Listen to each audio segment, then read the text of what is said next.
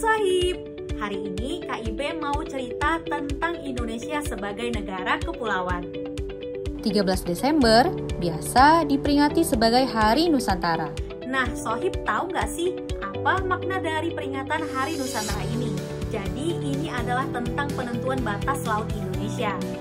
Dulu batasnya hanya 3 mil laut dari bibir pantai. Lewat batas itu kapal asing boleh melintas. Nah, Indonesia sebagai negara kepulauan yang pulau-pulaunya tidak saling terhubung dan terpisahkan dengan perairan, keberatan dong? Gimana enggak? Indonesia punya 17.000 pulau yang harus dijaga kesatuan dan pertahanannya.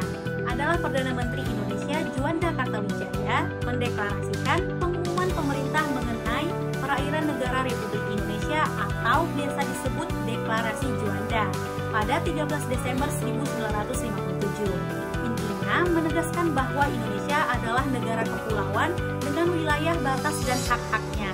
Setelah melewati proses panjang, akhirnya perjuangan Indonesia untuk meneguhkan sebagai negara kepulauan dan aturan tentang batas laut diakui dunia. Konvensi Hukum Laut PBB di Jamaika dan Undang-Undang tentang pengesahan Konvensi PBB tentang Hukum Laut tahun 1985 menjadi saksinya. Nih, KIB kasih tahu ya batas laut Indonesia. Yang pertama ada laut teritorial. Ini nih yang warna kuning.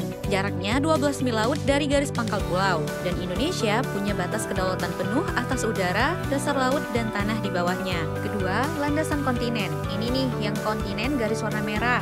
Maksimal 200 mil laut dari garis pangkal pulau. Di sini Indonesia punya hak untuk eksplorasi dan eksploitasi sumber kekayaan mineral. Ketiga, zona ekonomi eksklusif atau ZEE. Ini nih yang warna ungu. Maksimal 200 mil laut dari garis pangkal pulau.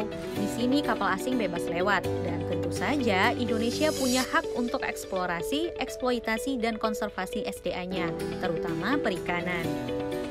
Wah, perjalanan yang cukup panjang ya untuk menentukan batas laut Indonesia.